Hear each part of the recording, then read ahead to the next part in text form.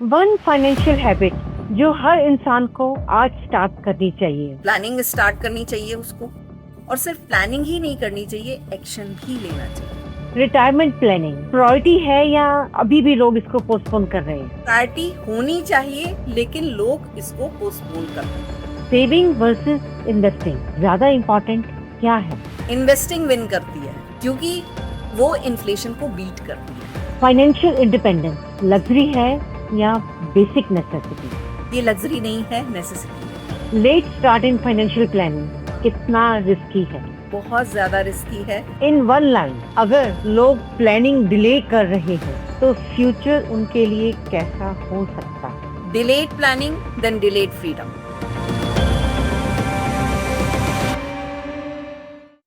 नमस्कार जी, welcome to our podcast show leadership stories with Neerja Mahajan. Today's episode is for everyone from the age of 25 years to 50 years. हम सब जिंदगी भर काम करते हैं, बिजी रहते हैं, टारगेट, ईएमआई, रिस्पॉन्सिबिलिटीज। लेकिन आज मेरा एक सवाल है आप सबसे। सच बताएं, आप क्या रिटायरमेंट के लिए तैयार हैं या सिर्फ कमाते ही जा रहे हो? आज इसी रियलिटी को समझने के लिए हमारे साथ हैं Anupama Kumar ji, 36 years rich banking experience और आज सर्टिफाइड रिटायरमेंट एडवाइजर के रूप में लोगों को सिर्फ पैसा मैनेज करना ही नहीं सिखा रही, अपनी लाइफ को सिक्योर करना भी सिखा रही हैं। Welcome Anupama ji to our podcast show. नमस्कार नीरजा जी, आपने अपने पॉडकास्ट शो में मुझे बुलाया ताकि मैं और लोगों तक पहुंच सकूं, ज्यादा लोगों तक मेरी बात पहुंच सके कि रिटायरमेंट प्लानिंग क्यों इतनी जरूरी है। आज इस पॉडकास्ट में हम बात करने वाले हैं कि आप जो पैसा कमा रहे हो उसको कैसे आप अभी से मैनेज करो ताकि आप अपनी रिटायर्ड लाइफ में, अपनी सेकेंड इनिंग में अपने लाइफस्टाइल को मेंटेन कर पाओ और अपनी लाइफ को एंजॉय कर पाओ विद डिग्निटी। मैं एक सिचुएशन बताती हूँ आपको। एक पर्सन 48 years ऑफ एक्सपीरियंस, काम काम काम, लाइफ सॉर्टेड लग रही है, अच्छी पोजीशन है, पर फिर एक दिन ऑफिस में ब्रेन हैमरेज हो जाता है, सब कुछ एकदम से रुक जाता है। उस समय पे जिंदगी तो बच गई पर आगे काम करना मुश्किल हो गया। तब ऐसा मोमेंट जब लाइफ में आता है, तब मनी तो इतनी इंपॉर्टेंट नहीं रहती, पर लगता है कि आगे जिंदगी कैसे चलेगी। आप मुझे ये बताएं कि क्या ये एक रियलिटी है या बहुत रेयर सिचुएशन है? नहीं नहीं, ये रियलिटी है। आजकल की जिंदगी इतनी स्ट्रेस भरी है कि लोग अपना वर्क लाइफ बैलेंस कुछ बना नहीं पाते हैं, समझ नहीं पाते हैं, सिर्फ काम करते हैं, 12 घंटे 14 घंटे काम करते हैं और इसी स्ट्रेस के कारण उनको बीमारियां बहुत जल्दी घेर लेती हैं। और जो आप बता रही हैं कि ब्रेन हैमरेज ऐसे हो गया, तो जाहिर है स्ट्रेस से हुआ। उसके आगे वो काम करने के लायक नहीं है। पर उन्होंने कभी इसको अगर प्लान किया होता, पहले से इन चीज़ों के बारे में सोचा होता, तो आज इतना ज़्यादा घबराने की ज़रूरत नहीं थी। वो आगे की लाइफ को भी अपने अच्छे से चला सकते थे। तो ये एक सिचुएशन नहीं है, ये बहुत बड़ी प्रॉब्लम है और ये बहुत सारे लोगों के संग आ रही है। और जहाँ कहीं एक मेंबर अर्निंग है, मान लीजिए वाइफ नहीं अर्निंग है, वहाँ तो प्रॉब्लम और भी ज़्यादा आ जाती है कि उस समय वो अपने लाइफस्टाइल को कैसे मेंटेन करें। लाइफस्टाइल तो छोड़ दीजिए, खाना पीना, बच्चों को पढ़ाना, ईएमआई मैनेज करना, ये सारी चीज़ें बहुत ज़्यादा मुश्किल। अनुपमा जी, एक और रियलिटी है, लोग अच्छा कमा रहे हैं, अच्छी लाइफ भी अपग्रेड कर ली हुई है, पर अगर कभी वो इनकम रुक जाए तो क्या उनका लाइफस्टाइल 6 से 12 महीने तक चल सकता है, उसी तरह से सस्टेन हो पाता है? इसमें ऐसा है कि आजकल के ज़माने में हमारा जो समय था, उस समय लोगों की अर्निंग लिमिटेड होती थी, है ना? आजकल के समय में बच्चे अच्छी एजुकेशन के बाद उनको बहुत अच्छा जॉब मिल जाता है। आज लोग लाखों में कमा रहे हैं, 1-2 लाख नहीं, 3-4 लाख रुपए महीने की उनकी आमदनी होती है। लेकिन उस समय उनका लाइफस्टाइल बहुत ही ज़्यादा अपग्रेड हो जाता है। उनको तुरंत बहुत अच्छी गाड़ी, बहुत बड़ा फ्लैट, और बच्चों को बहुत बड़े बड़े स्कूलों में वो एडमिशन कराते हैं, ब्रांडेड कपड़े, ब्रांडेड घड़ियां, ये सारी चीजें लोगों की होने लगती। पर ऐसे में कहीं अगर कोई प्रॉब्लम आ जाती है, अचानक उन्हें मेल आता है कि अब आपको की सर्विसेज खत्म हो गई, तो ऐसे में अगर उन्होंने प्लान नहीं किया है तो बहुत ज्यादा प्रॉब्लम आ जाती है। उन्हें समझ नहीं आता कि अब आप अपनी लाइफ को कैसे, नेक्स्ट डे ही क्या करेंगे आप। पर अगर ऐसे में उन्होंने अपना एक इमरजेंसी फंड बनाया होता, जो भी उनके महीने के खर्चे हैं वो अगले 6 से 12 महीने के खर्चों को, मतलब अगर एक महीने का खर्चा 50,000 रुपए है मान लीजिए, तो उन्होंने उसका 6 टाइम्स 12 टाइम्स जोड़ के अलग रखा होता, तो जब तक उन्हें दूसरा जॉब मिलता तब तक उनके घर के खर्चे चल सकते थे। सिर्फ घर के खर्चे ही नहीं चलते, इसमें ईएमआई भी शामिल होती है। ईएमआई भी वो दे पाते उन 3 महीनों में, 6 महीनों में, जब तक वो दूसरा जॉब ढूंढते। तो अगर वो प्लान करेंगे तो अपनी लाइफ को अच्छे से सॉर्ट आउट कर सकते हैं। और अगर सिर्फ इंजॉय करने के उससे चल रहे हैं तो आगे जैसे ही इस तरह के ले ऑफ वाली चीजें आती हैं तो निश्चय ही पूरे परिवार में बहुत सारी प्रॉब्लम्स अचानक आ जाती है। एक और क्वेश्चन है जो यूथ से ही आ रहा है। जैसे यंगस्टर्स होते हैं, 23, 24, 25 साल में जब पहली जॉब लगती है या पहले 2, 3 साल, जैसे ही जॉब मिलती है पैसा जेब में आता है तो इनको खर्च करने का भी होता है।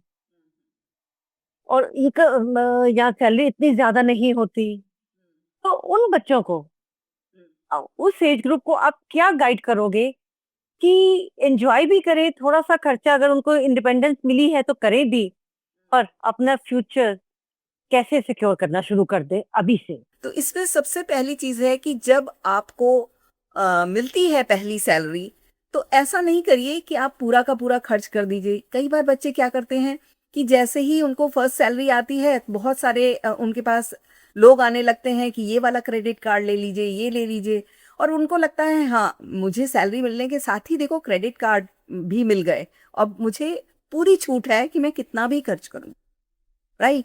तो ऐसे में उन्हें ये सारी चीजें नहीं करनी चाहिए। पहले से अपनी लाइफ को थोड़ा सा सोचना चाहिए कि आज जो ये सैलरी मिल रही है इसमें से हमें थोड़ा सा बचाना भी है अपने आगे के लिए। सबसे पहली चीज है कि उन्हें अपना इमरजेंसी फंड बनाना है। मान लीजिए उन्होंने पहले महीने में देखा कि उनका महीने का कितना खर्चा है, तो पहले वो इमरजेंसी फंड लगभग 6 महीने का बना के रख लें कि अगर कोई सिचुएशन ऐसी आती है कि ये सर्विस कंटिन्यू नहीं हो पा रही है, उनकी नौकरी नहीं कंटिन्यू हो पा रही है, या वो बीमार पड़ जाते हैं, तो आगे उस मकान का किराया दे सकें, घर में खाना पीना खा सकें, है ना। अगर कोई चीज़ ईएमआई पे ली है तो वो भी दे सकें। दूसरी चीज़ है कि उन्हें टर्म इंश्योरेंस जरूर लेना चाहिए, क्योंकि उनकी एज कम है तो वो प्रीमियम उनका कम होता है।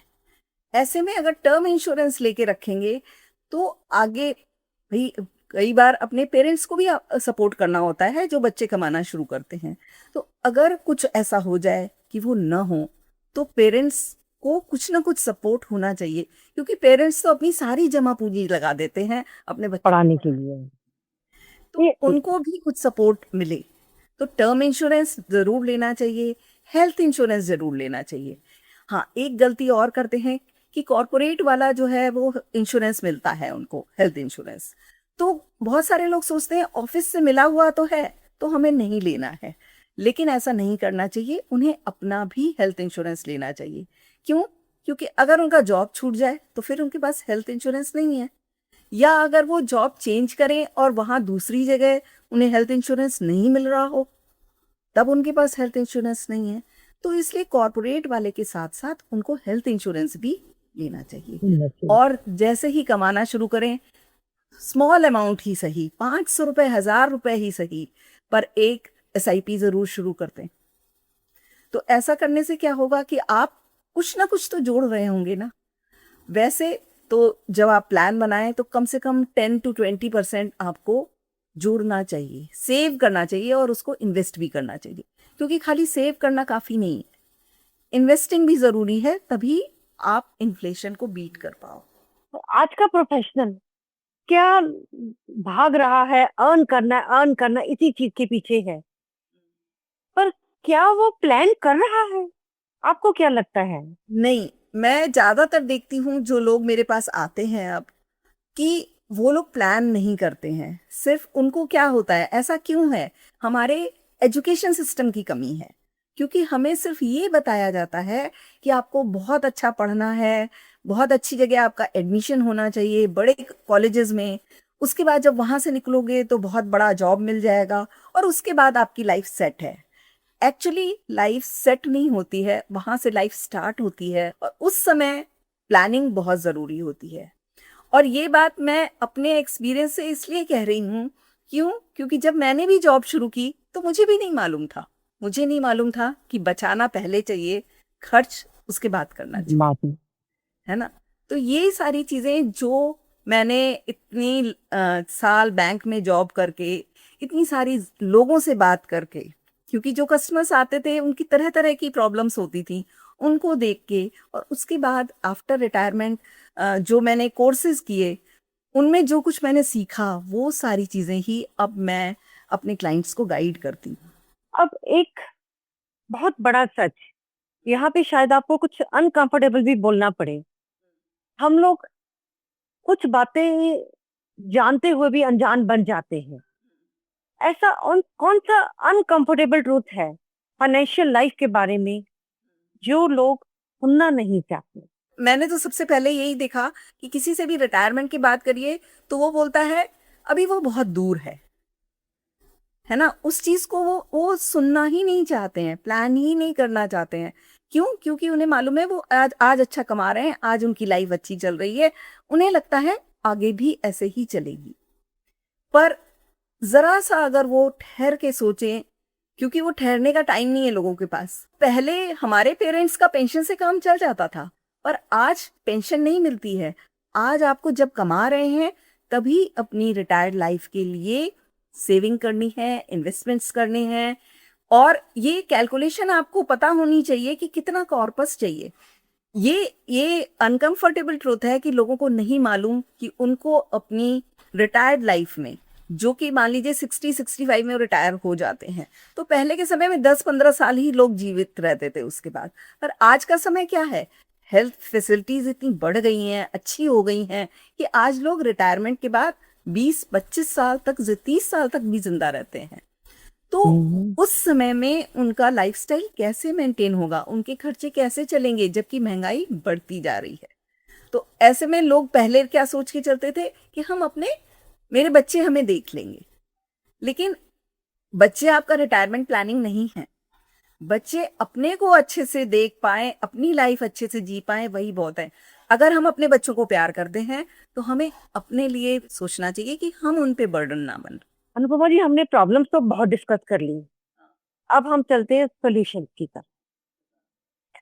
आप ये बताओ कि किसी भी इंसान को अगर फाइनेंशियली सिक्योर होना है तो उसको अपनी फ्यूचर को, अपने रिटायरमेंट को कैसे देखना है, क्या करना है? उसको मैं कहूंगी कि उसको अपनी लाइफ को प्रोटेक्ट भी करना है। प्रोटेक्ट कर किससे करना है? इंश्योरेंस से। टर्म इंश्योरेंस लीजिए। टर्म इंश्योरेंस जो है, आजकल क्या होता है कि जो बहुत सारे आपको इंश्योरेंस एजेंट्स मिलेंगे, वो अपनी पॉलिसीज बेचने लगते हैं, मिस सेलिंग करते हैं, जिसमें आपको कोई लाभ नहीं होता। वो आपको ऐसे समझाते हैं कि आपको लगता है कि बड़ा लाभ होने वाला है हमको इससे। लेकिन हमें अपने इंश्योरेंस को और इन्वेस्टमेंट को एक संग नहीं मिलाना चाहिए। इंश्योरेंस अलग चीज है और इन्वेस्टमेंट्स अलग चीज है। तो टर्म इंश्योरेंस नहीं लेते हैं लोग, उसको खर्चा समझते हैं। वो खर्चा नहीं है, वो आपके फैमिली को प्रोटेक्ट करता है। अगर आप ना हो तो, अगर आपने 1 करोड़ का इंश्योरेंस ले रखा है और आप नहीं होंगे, तो आपकी फैमिली को वो 1 करोड़ रुपए मिल सकते हैं, ताकि आपके बच्चों की पढ़ाई लिखाई, या जब तक आपकी वाइफ संभाल पाए तब तक वो पैसा उनके काम आता है। तो ये आता काम नहीं है। करते हैं। इमरजेंसी फंड बिल्कुल नहीं बनाते हैं लोग, तो वो बनाना है उनको। 6 to 12 months का इमरजेंसी फंड। अच्छा, इनमें से जो लोग जॉब में हैं वो तो चलिए 6 months का बना लेंगे, चलेगा थोड़ा सा। लेकिन जो लोग फ्रीलांसर हैं, आजकल गिग इकोनॉमी है जिसमें लोगों का जॉब ऐसा नहीं है कि फिक्स अमाउंट उनको मिलता हो, तो फिक्स अमाउंट जब नहीं मिलता है तो उनको और 12 मंथ्स का अपना इमरजेंसी फंड बनाना चाहिए। फिर लोग सेव करते हैं बस। तो सेव खाली नहीं करना है, सेव करने से क्या होता है कि इन्फ्लेशन उसको बीट अगर आप नहीं कर रहे हैं तो आपका पैसा कम ही होता जा रहा है। इसके साथ साथ आपको अपने रिटायरमेंट प्लानिंग भी करनी है, जिसके लिए सरकार का जो एनपीएस स्कीम्स हैं उसमें आप इन्वेस्ट करिए। आजकल तो बहुत ज़्यादा इसके बारे में बात हो रही है कि एनपीएस ज़रूरी है ज़िंदगी के लिए। और एनपीएस खाली ऐसा नहीं है कि जो जॉब में है उनके लिए, कोई भी एनपीएस खाता खोल सकता है। तो जो 18 साल से ऊपर हो गया है और 70 साल के उम्र तक है, कोई भी एनपीएस स्टार्ट कर सकता है, चाहे भले ही उसकी इनकम कम हो, 500 रुपये महीना ही डाले, लेकिन वो अपने लिए रिटायरमेंट फंड जरूर बनाना शुरू करती हूँ। तो 4 चीजें हैं। एक इमरजेंसी फंड बनाना है ताकि आपके इन्वेस्टमेंट को आप नहीं टच करें अगर कोई इमरजेंसी आ जाए। इंश्योरेंस है उनके पास, तो उनकी लाइफ में कुछ भी हो जाए उनकी फैमिली सरवाइव कर पाएगी। फिर वो इन्वेस्टमेंट्स जरूर करें, पहले इन्वेस्ट करें, बाद में सारे खर्चे करें। आजकल लोग इम्पल्स बाइंग बहुत करते हैं, ऑनलाइन देखते रहते हैं चीज़ों को और जो सामने आ गया खरीद लेते हैं। तो थोड़ा सा रुक जाया करें। अब हम लोगों को हमने ये तो बता दिया कि उनको क्या करना है, पर आजकल इतने सारे प्रोडक्ट्स हैं, कोई इंश्योरेंस है, पॉलिसीज है, म्यूचुअल फंड्स है, एनपीएस है। थोड़ा सा एक उनको एक लेआउट बताएं कि क्या करना चाहिए। मैं सबसे पहले बात करती हूँ, पहली चीज़ है इमरजेंसी फंड, क्योंकि इमरजेंसी कब आएगी किसी को नहीं मालूम। तो जो आप इमरजेंसी फंड जितना भी बनाते हैं उसका 10 to 20% जो है वो अपने घर में कैश जरूर रखें, क्योंकि कई बार ओके। अगर आपके कार्ड्स नहीं चल रहे होते हैं और तो कैश अगर आपके पास है तो आपको हिम्मत रहती है हॉस्पिटल में एडमिट कराने के लिए। सेविंग बैंक अकाउंट में करीब 25 to 30% वहाँ वहाँ इमरजेंसी फंड का पड़ा होना चाहिए, और बाकी आप लिक्विड फंड में रख सकते हैं जहाँ से आप जब ज़रूरत हो तो निकाल लेंगे। दूसरी चीज़ है कि इंश्योरेंस करना है, और इंश्योरेंस कितना करना है कि आपकी जो एनुअल सैलरी फिलहाल है उसका 10 टाइम्स तो कम से कम कर ही दीजिए। मैरिज होती है तो जाहिर सी बात है टर्म इंश्योरेंस बढ़ाना पड़ेगा, है ना। बच्चे हो जाएंगे तो तब टर्म इंश्योरेंस को फिर से रिव्यू करिए और उसको बढ़ा दीजिए। तो इस तरह से करेंगे। हेल्थ इंश्योरेंस जरूर लीजिए अपनी पूरी फैमिली के लिए, या पेरेंट्स के लिए ले सकते हैं। पेरेंट्स हैं तो उनको भी आपको उसमें शामिल करना होता है, और वो आप फाइनेंशियली लिटरेट होंगे तभी आप उन चीज़ों को समझ पाएंगे। आप ये समझिए, कोई भी नया ऐप आता है, व्हाट्सएप आया, फेसबुक आया, सब सारी लेडीज ने, लड़कियों ने, सबने चलाना सीख लिया।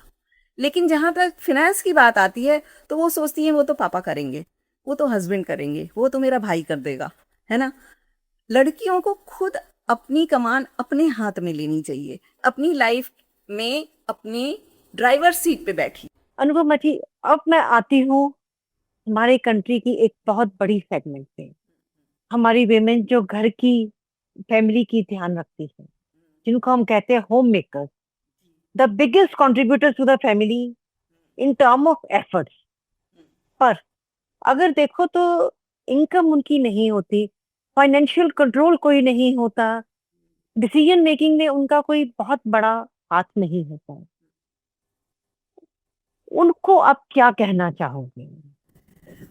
उनको सबसे बड़ी चीज तो मैं ये कहना चाहूंगी कि अगर आप ठान लोगे तो कोई भी काम कर सकते हो। लेडीज के संग ये स्पेशली है। अगर आप सोचोगे कि आपको फाइनेंशियल लिटरेसी के लिए अपनी काम करना है, चीजों को सीखना है, तो आप बहुत सारी चीजें हैं जो आप सीख सकते हो। जो चीज आपके फायदे की है वो आप सीख सकते हो। तो हमने अपनी बेटियों को सिखा दिया कि आप पढ़ो लिखो कमाओ, लेकिन उन्हें पैसा मैनेज करना भी कर सकते हो ये कभी नहीं कहा। ये नहीं सिखाया गया। हाँ, ये नहीं सिखाया गया। अगर बेटियों ने कमाया भी तो पापा ने जहाँ कहा वहां पर उन्होंने इन्वेस्ट किया। पापा ने ये नहीं कहा कि मैं तुम्हें सिखाऊंगा, तुम सीखो, तुम खुद करो, तुम खुद डिसाइड करो। तो आपको नहीं लगेगा कि कोई भी घर में जो कमा रही हैं वो फाइनेंशियली इंडिपेंडेंट है। इंडिपेंडेंट कब होंगी? जब वो अपने डिसीजन अपने आप लेंगी। वो सिर्फ कमा रही हैं, पैसा ला रही हैं, लेकिन उसका डिसीजन कोई नहीं ले रही। अपने डिसीजन खुद लेना सीखिए। जो लेडीज अभी हाउसवाइफ है, मैं कहूंगी एक अपना अकाउंट जरूर बैंक में खोलिए जो सिर्फ अकेले आपके नाम। उसमें जो कुछ भी पैसा आपको कहीं से मिलता है उससे कुछ चीजें खरीदने के बजाय उसमें डिपॉजिट करिए। कभी मम्मी के घर से मिलता है, कभी किसी शादी ब्याह में जाते हैं वहां से पैसे मिलते हैं, तो आप वहां सारे डिपॉजिट करके रखिए। आप सीखिए कि 100 रुपए महीने की भी एसआईपी होती है, 100 रुपए महीने का भी गोल्ड ईटीएफ खरीदा जा सकता है। बिल्कुल। तो ये बहुत छोटी चीजें हैं जिनको आप इन्वेस्ट करना सीख सकते हो। अब आज जो लोग हमारा सुन रहे हैं पॉडकास्ट, एक डिसीजन क्या उनको लेना चाहिए जो उनकी आगे की जिंदगी को 10-15 साल तक सेट कर दे, जो वो देखना चाहते हैं वो चीज उनके पास आ जाए। जी। तो इसमें सबसे पहली चीज तो ये है कि एक नियम बना लें, पे योरसेल्फ फर्स्ट। खुद को पहले सबसे पहले पे करना है। इसका मतलब ये नहीं है कि आप इंजॉय करने के लिए, वो जो पे योरसेल्फ फर्स्ट है मतलब अपने आप को जो आप पे कर रहे हो, मतलब एक आपका सैलरी अकाउंट है, एक आप अपने लिए इन्वेस्टमेंट अकाउंट रखिए और उसमें उसमें भी आप ईएमआई लगा दीजिए कि अगर आप 10,000 पर मंथ बचा सकते हैं तो जैसे ही सैलरी आए वो वैसे ही वो इन्वेस्टमेंट वाले अकाउंट में चला जाए और वहां से आप इन्वेस्टमेंट्स करें। तो ये पे योरसेल्फ फर्स्ट करने से आपके जब सामने ही नहीं होगा वो पैसा, मान लीजिए आप 80,000 कमा रहे हो और 10,000 आपने रख रखा है कि आप इन्वेस्ट करोगे, तो आप ये उस समय ये लगेगा कि 70,000 में ही खर्चे चलाने हैं, तो वो बचना शुरू हो जाएगा। तो ये सबसे बड़ी चीज है कि पे योरसेल्फ फर्स्ट। ये बात मैंने भी बहुत लेट सीखी थी, मैं यहाँ एडमिट करती हूँ। अनुपमा जी, आज एक सेगमेंट बहुत फास्ट ग्रो कर रही है, entrepreneurs, MSMEs owners, freelancers, self employed लोग, इनके पास फिक्स सैलरी नहीं होती, तो क्या इनके लिए फाइनेंशियल प्लानिंग और भी ज्यादा जरूरी हो जाती है? जी, बिल्कुल ज़रूरी होती है, क्योंकि मान लीजिए किसी महीने जो है वो उनके पास ज़्यादा इनकम आई, ज़्यादा मान लीजिए वो एक एवरेज मान के चल रही हूँ कि वो 1 लाख रुपए महीना कमाते हैं। किसी महीने उनके पास 2 लाख रुपए आए, है ना? और अगले महीने कोई ज़रूरी नहीं है कि 1 लाख आएँगे या 2 लाख आएँगे, हो सकता है बिल्कुल 50,000 बिल्कुल। आएँगे। अगर मान लीजिए किसी वजह से वो काम नहीं कर पाए, वो बीमार पड़ गए या कोई घर में शादी ब्याह हो गया, वो नहीं काम कर पाए, तो उस समय कम हो जाते हैं। तो इन लोगों को ऐसे मान के चलना चाहिए कि जो इनके खर्चे हैं, महीने के खर्चे तो पता ही होते हैं ना, कितने नेसेसरी हैं, नीड्स हैं और कितनी वांट्स हैं। तो बिल्कुल। नीड्स तो ज़रूरी ही हैं, वो तो सारे खर्चे करने ही हैं, उनको आप नोट डाउन करिए। वांट्स में से भी कुछ चीज़ें ऐसी हैं जो आप सोच सकते हो कि हाँ, ये तो करेंगे। मतलब ऐसा नहीं है, मैं नहीं कह रही कि एन्जॉय ही मत करो लाइफ़ को, तो लाइफ़ को एन्जॉय कर, लेकिन ऐसा नहीं है कि आप हर हफ्ते, हर दूसरे दिन बाहर से मंगा के खा रहे हो, है ना? या होटल में जा रहे हो, उन चीज़ों पे थोड़ा-सा रोक लगाओ। और जिस महीने में आपने ज़्यादा कमा लिया है, तो आप भी हमेशा एक अलग अकाउंट रखो कि जितना आपको खर्चे के लिए चाहिए वो इधर रहने दीजिए, बाकी अलग कर दीजिए। अलग कर देंगे ना दूसरे अकाउंट में, इसीलिए मैं 3 या 4 अकाउंट का सिस्टम पूरा बताती हूँ, 4 अकाउंट का, कि कैसे आप करिए कि आपके सामने ही जब नहीं रहेगा वो चीज़। और इन्वेस्टमेंट वाला जो अकाउंट है, उसमें कभी भी डेबिट कार्ड वगैरह मत रखिए कि उससे आप खर्च कर दें। ना, खर्च एक जगह से करिए, इन्वेस्टमेंट्स के लिए अलग दूसरी रखिए। जगह से कितना? आप क्या करिए, जिस महीने आपने 2 लाख कमा लिया है उसमें 1 लाख को तो पहले ही हटा दीजिए उसमें से, और इस 1 लाख में काम चलाइए, है ना? इस तरह से आप हमेशा थोड़ा पैसा एक्स्ट्रा वाला जो कमा रहे हो वो अलग करते जाओ, और जो एक फिक्स्ड आपने सोच रखा है कि इतने में खर्च करना है, पर जिस महीने में 50,000 ही आया है, उस महीने में 50,000 में काम तो नहीं चलने वाला है, तब आप उसमें से जितना जरूरी हो उतना इधर ले लो, बाहर से नहीं लेंगे। वहां से ले लो, और तब अपना काम चलाओ, तो आपको नहीं लगेगा कि हमें कोई प्रॉब्लम है। और उसमें से भी आप इन्वेस्ट करते जाओगे, इमरजेंसी फंड भी बनाओगे, अपना इंश्योरेंस भी लोगे, तो ये सारी चीजें आप कर सकते हो। ऐसा कोई नहीं है कि नहीं कर सकते हो, बल्कि ये जो जो लोग फ्रीलांसर हैं, एमएसएमई में हैं, एंटरप्रेन्योर हैं, ये एक समय के बाद अच्छा कमाने लगते हैं, लेकिन उस समय भी उनको ये सोचना चाहिए कि इसमें से कितना जो है वो हम अपने बिजनेस में लगाएंगे, कितना इन्वेस्टमेंट में करेंगे। ऐसा नहीं होना चाहिए कि जितना कमा रहे हो वो बिजनेस में ही, टूल्स में, चीज़ों में लगाते जा रहे हो। तो उसमें से भी आप डिसाइड करके रखो कि भाई 30% जो है जो कमा रहे हैं वो हम बिजनेस में लगाएंगे, रेस्ट को बचाएंगे, इमरजेंसी फंड, सारी चीजें प्लान करोगे तो ऐसा नहीं है कि कोई प्रॉब्लम आएगी, आप आराम से कर पाओगे सारी चीजें। आज हमारी कन्वर्सेशन बहुत लोगों ने सुनी होगी, कईयों को झटका भी लगा होगा। अब आप ये बताएं कि अगर कोई रियलाइज कर रहा हो कि हाँ मैंने गलती करी है, आज से ही, आज रात से ही सबसे पहला डिसीजन वो क्या ले? अगर उसने हेल्थ इंश्योरेंस और टर्म इंश्योरेंस नहीं ले रखा है तो सबसे पहले तो वो ले ले। ये चीजें पहले उसको करनी चाहिए थी, पर अगर नहीं है तो सबसे पहला काम तो वही करना चाहिए, क्योंकि आपको नहीं मालूम कि कब आप बीमार पड़ जाओगे या घर में कोई बीमार पड़ जाएगा, या कब आप रास्ते में जा रहे हो कहीं एक्सीडेंट हो जाएगा और आप नहीं होगे उस समय। तो सबसे पहले तो अपने आप अपनी फैमिली को प्रोटेक्ट कर लो, अल्लाह है ना। सबसे पहला काम करना है कि इंश्योरेंस अगर नहीं है तो इंश्योरेंस ले लो। हमें नहीं मालूम ना कि आज कितना रिस्क है, बाहर निकल के रिस्क है, हेल्थ का रिस्क है, एक्सीडेंट का रिस्क है, सब है। तो इस रिस्क से बचने के लिए सबसे पहले तो प्रोटेक्ट करना चाहिए अपने आप।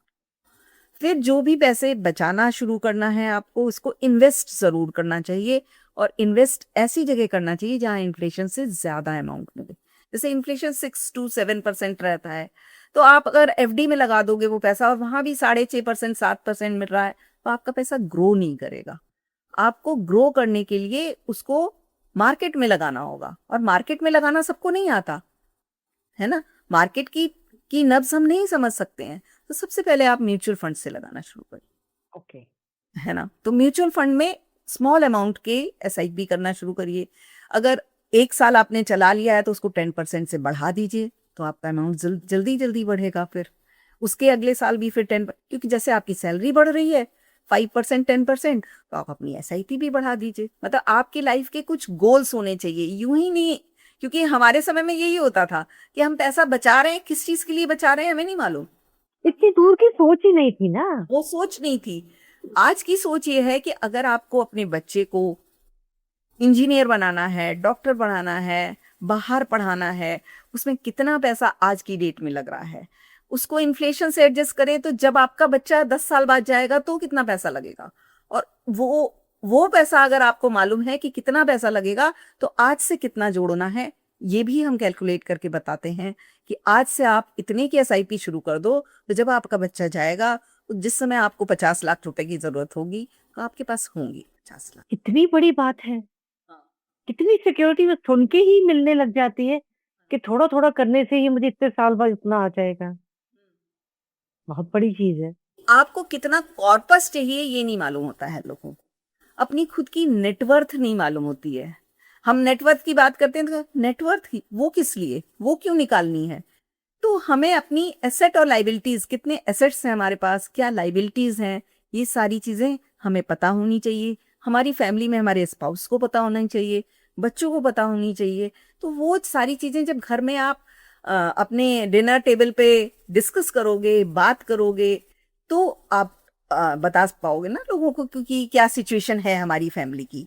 तब बच्चे समझेंगे कि हम कोई नाजायज डिमांड ना करें अपने पेरेंट्स से। अब एक बहुत फ्रैंक आंसर, क्या आज की डेट में जो हम देख रहे हैं, लोगों को अपना लाइफ स्टाइल जो उन्होंने बना लिया है थोड़ा सा कंप्रोमाइज करना चाहिए? मैं ये नहीं कहूंगी कि आप बहुत कंजूसी से अपना जीवन जिए, ऐसा नहीं है।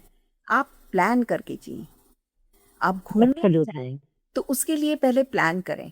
ऐसा नहीं होना चाहिए कि आज आपका जो है इंग्लैंड घूमने का मन कर गया तो आपने बैंक में लोन ले लिया और उससे घूमने चले गए। तो ऐसा करने में क्या होता है, आप फ्यूचर में जो आपकी इनकम होने वाली होती है उसको आज अभी आप खर्च कर दे रहे हो। तो जाहिर सी बात है जब फ्यूचर में इनकम आएगी तो कम होगी ना वो, क्योंकि उसमें से ईएमआई चली जाएगी। तो इसलिए आपको प्लान करके रहना चाहिए, प्लान करके कोई भी चीज खरीदनी चाहिए। ऐसा नहीं होना चाहिए कि आज तुरंत हमारा मन किया कि हमें ऑडी चाहिए और हम ऑडी लेने चले गए, बैंक से लोन ले लिया 90% और चले गए। आपको पहले ही से सोचना चाहिए कि अगर मेरा मन है ये चीज़ खरीदने का, उसका कितना डाउन पेमेंट चाहिए होगा। वो आप करके रखेंगे तो आपको लोन कम लेना पड़ेगा। इवन घर भी खरीदना है तो ऐसा नहीं है कि आप पूरा का पूरा लोन ले लीजिए। अपना डाउन पेमेंट पहले इकट्ठा करिए, उसको आप दीजिए, लोन कम लेना पड़े। फिर अपने लोन को कैसे आपको एडजस्ट करना है, उसकी भी प्लानिंग होनी चाहिए कि आप 12 ईएमआई की जगह 13 ईएमआई दे दीजिए, लोन जल्दी खत्म हो जाएगा। कहीं से कोई विंडफॉल आए आपके पास, एक्स्ट्रा पैसे आ गए कहीं से, तो उनसे आधा पैसा पेमेंट कर दो। लोन में पेमेंट कर दीजिए, आधा इन्वेस्ट कर दीजिए, कुछ आप इंजॉय भी करिए। ये नहीं कह रही हूँ कि पूरा पूरा ये कर लीजिए, बिल्कुल आप जहर। उसका 10-20% पर बैलेंस, कई बार तो हम किसी को खुश करने के लिए भी कहते हैं चलो मैं आपको घुमा लाता हूँ, या हम बड़ी गाड़ी ले लेते हैं, और जबकि पहले ही लोन ज्यादा चल रहे होते हैं। बहुत सोच समझ के। और यहाँ पे आप क्रेडिट कार्ड के बारे में भी कुछ कहना चाहोगे, उसके यूसेज को कैसे कंट्रोल में रखना है? हाँ बिल्कुल, कि क्रेडिट कार्ड का ऐसा होता है कि आजकल तो मतलब व्हाट्सएप पे मैसेजेस आते हैं, आपको अभी इतनी की लिमिट मिल जाएगी, इतना का कार्ड मिल जाएगा, और लोग बड़े लालायित हो जाते हैं कि चलो मेरे पास खर्च करने की रहेंगे। उसको भी आप लोन समझिए। क्यों? वो लोन है। क्रेडिट कार्ड जो है वो भी एक तरह का लोन है, जो आपको दे दिया गया है कि इसमें से आप खर्च कर सकते हो। पर आपको पता होना चाहिए कि उस पे रेट ऑफ इंटरेस्ट जो है वो 35 to 40% लगता है, अगर आप मिनिमम पेमेंट करते हो तब। तो आप उसको भी सोच समझ के खर्च करिए। जितना आप पूरे महीने में खर्च करें, उसको पूरा पूरा पे कर दीजिए। वो जो 40 से 45 दिन, 50 दिन की विंडो मिलती है, उसमें आप उस पैसे को यूटिलाइज करिए। लेकिन यूटिलाइज करने का ये मतलब नहीं है कि आपके अकाउंट में पैसे नहीं है, आपने इधर खर्च कर दिए। आपके अकाउंट में पैसे होने चाहिए। आपका अकाउंट जो भी इंटरेस्ट उस पे अर्न कर रहा है वो करता रहे, यहाँ आप खर्च करिए। जब आपका जो बिल की डेट हो, उससे पहले या उस दिन जरूर उसको फेर वाजिब हो जाना चाहिए। कई बार लोग क्या करते हैं, 2-3 क्रेडिट कार्ड रखते हैं। मेरे भी 1-2 क्लाइंट थे जिनको मैंने समझाया और बाद में उन्होंने उसको एडजस्ट किया। 1-2 क्रेडिट कार्ड ठीक है, 6-7 क्रेडिट कार्ड रखने की जरूरत नहीं है। ऐसे में क्या होता है, आप एक क्रेडिट कार्ड से दूसरे कार्ड में पेमेंट करते हो, मतलब इधर ज्यादा हो गया तो इस कार्ड से उस कार्ड में ट्रांसफर कर दिया। तो ऐसा करने से तो आप डेट ट्रैप में फंस जाते हो। अब हम अपने शो के बिल्कुल लास्ट में हैं। अगर आपको एक मैसेज देना है कि लोग अपना फ्यूचर कैसे सिक्योर रखें, 25 साल से लेके 50 साल के इंसान को, कोई एक चीज आज ठोक बजा के आप क्या कहना चाहोगे कि भाई ये कर लो? पहली चीज तो है कि अपने एक्सपेंसेस को ट्रैक जरूर करें, और ट्रैक करने के साथ साथ वो पे योरसेल्फ फर्स्ट जो मैंने कहा था कि सबसे पहले अपने आप को पे कर दीजिए, ताकि आप उसको सेव कर पाएं, उसको इन्वेस्ट कर पाएं। उसको जरूर गांठ बांध कर रखिए कि आप मान लीजिए जो 1 लाख रुपए महीना कमा रहे हैं, तो कम से कम उसमें से 20,000 रुपए महीना जरूर बचाएं, 20% तक जरूर बचाएं। अगर आप ऐसे कंट्रोल कर सकते हैं अपने एक्सपेंसेस को कि आप 25% बचा सकते हैं, तो शुरू में जरूर बचाएं। क्योंकि जैसे जैसे आपकी लाइफ आगे बढ़ती है, आपकी मैरिज होती है, बच्चे होते हैं, बच्चे पढ़ने वाले होते हैं, पेरेंट्स बुजुर्ग हो रहे होते हैं, तब आप 25% शायद नहीं बचा पाए। तो आप शुरू में अच्छा पैसा बचाने की कोशिश करें, और कोशिश ये होनी चाहिए कि उसको सही जगह इन्वेस्ट करें। अपनी फाइनेंशियल लिटरेसी पे काम जरूर करें, ताकि आप समझ पाएं कि क्या हो रहा है दुनिया हो में, रहा है, क्या कर रहे हैं। हाँ। तो हमें खाली ये नहीं देखना है कि कौन सा नेटफ्लिक्स में शो आ रहा है या कौन सा मैच चल रहा है, आईपीएल। लेकिन क्योंकि वो लोग जो कमा रहे हैं ना, आप देखिए तो धोनी हो चाहे विराट हो, सब बहुत अच्छे से इन्वेस्ट कर रहे हैं अपने पैसों को। तो अगर आपने उनको अपना हीरो मान रखा है, तो वो जो कर रहे हैं वो भी आप फॉलो करिए। और कम से कम 20 to 25% बचाइए जरूर। अपनी इनकम को ट्रैक जरूर करिए, ताकि आपको पता हो कि आपका पैसा कहाँ जा रहा है। आपको ये ना हो कि मेरा पैसा कहाँ चला गया। अपने वांट्स पे थोड़ा सा कंट्रोल रखिए, और जब आप प्लान करके कोई भी काम करोगे, तो ऐसा नहीं हो सकता कि आपको लाइफ में प्रॉब्लम्स आए। क्योंकि प्लानिंग बहुत बड़ी चीज है। जैसे एक छोटी सी बात बताती हूँ, आपको एक लैंड का पीस मिले और उस पे आपको घर बनाना है छोटा सा, तो अगर प्लानिंग से बनाते हो तो घर बहुत अच्छा बनता है। अगर आप ऐसे ही बनाना शुरू कर दो, कहीं भी कोई भी कमरा बना दो, कुछ भी कर दो, तो वो देखने लायक नहीं होता है। तो प्लानिंग इसलिए बहुत जरूरी। अनुपमा जी, अब आते हैं हम रैपिड फायर राउंड में। एक वर्ड या एक आधी लाइन में आंसर। रिटायरमेंट प्लानिंग प्रायोरिटी है या अभी भी लोग इसको पोस्टपोन कर रहे हैं? नहीं, ये प्रायोरिटी है। इसको जरूर करना है, तुरंत करना है। इसको छोड़ना नहीं है पीछे। तो प्रायोरिटी होनी चाहिए, लेकिन लोग इसको पोस्टपोन करते हैं। सेविंग वर्सेस इन्वेस्टिंग आज एक टाइम में ज्यादा इंपॉर्टेंट क्या है? इन्वेस्टिंग विन करती है, क्योंकि वो इन्फ्लेशन को बीट करती है। तो आप जो भी सेव करें उसको इन्वेस्ट जरूर करें, और ऐसी जगह जो इन्फ्लेशन को बीट कर पाए। फाइनेंशियल इंडिपेंडेंस लग्जरी है या बेसिक नेसेसिटी? ये लग्जरी नहीं है, नेसेसिटी है। Let start in financial planning हाँ, कितना रिस्की है? बहुत ज्यादा रिस्की है। लेकिन ऐसा नहीं है कि आपने अगर नहीं स्टार्ट किया है तो आप नहीं कर सकते हो। अगर आप लेट स्टार्टर भी हो तो प्लान करोगे तो अपने लिए अभी जैसा आपका प्रॉब्लम है उससे बेटर आप हो पाओगे। वन फाइनेंशियल हैबिट जो हर इंसान को आज स्टार्ट करनी चाहिए? मेन तो है कि प्लानिंग स्टार्ट करनी चाहिए उसको, और सिर्फ प्लानिंग ही नहीं करनी चाहिए, एक्शन भी लेना चाहिए। बहुत सारे लोग होते हैं प्लान तो बहुत करते हैं पर एक्शन नहीं लेते हैं। तो आप एक्शन लीजिए, छोटा स्टेप भी लीजिए, पर लीजिए जरूर। इन वन लाइन, जी। अगर लोग प्लानिंग डिले कर रहे हैं तो फ्यूचर उनके लिए कैसा हो सकता है? Delayed planning then delayed freedom, है ना? तो फ्रीडम आपको नहीं मिलेगी। क्यों?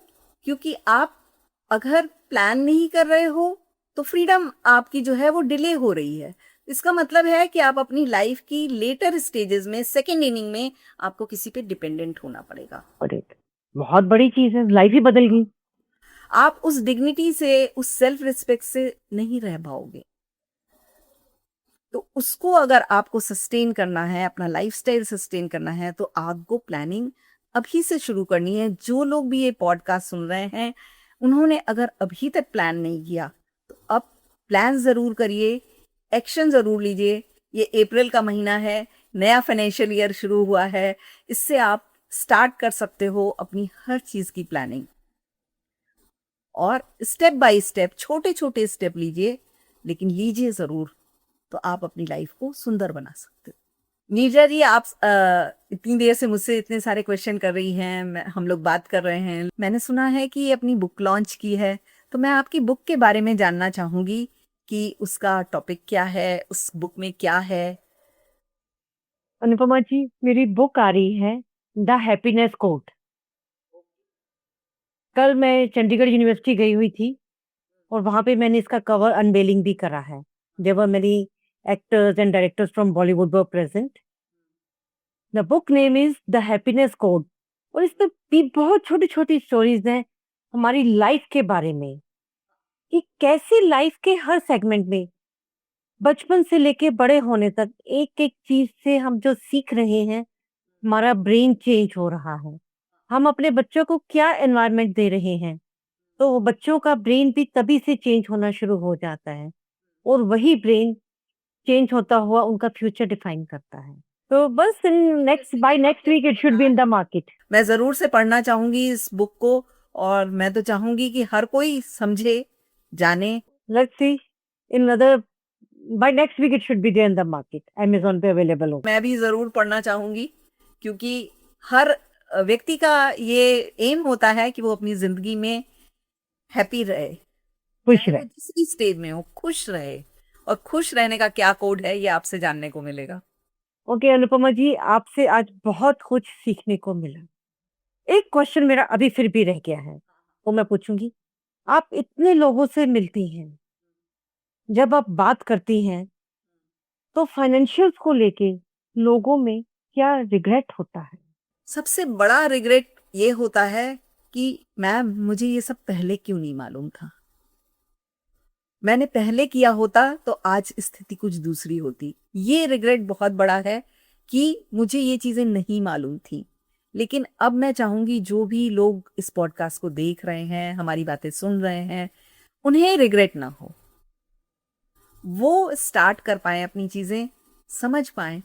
और जब आप एक एक कदम बढ़ाना शुरू करते हो तो रास्ता अपने आप मिल जाता है। मिल जाता है, बिल्कुल।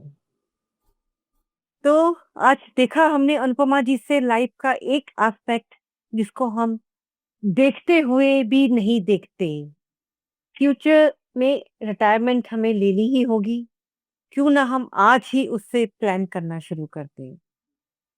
हम सब फ्यूचर के लिए ही काम कर रहे हैं, लेकिन कभी-कभी हम फ्यूचर के बारे में सोचना ज़्यादा करते हैं और प्लान कम करते हैं।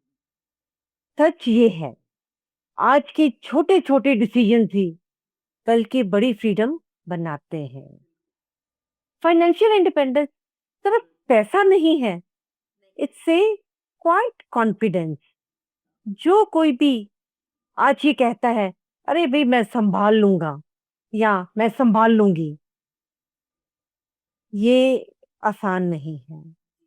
It is the comfort of knowing कि लाइफ के डिसीजंस डर से नहीं, चॉइस से लिए जाते हैं। तो आज से ही अपनी रिटायरमेंट प्लानिंग पर काम करना शुरू। थैंक यू अनुपमा जी आज की नॉलेज के लिए।